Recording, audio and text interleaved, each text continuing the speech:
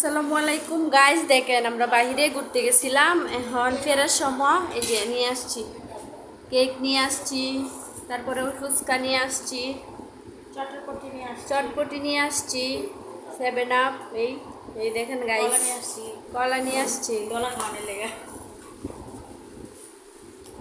লাইভে কথা কইতাছি, তুই আউলা জুলা কথা কসকে।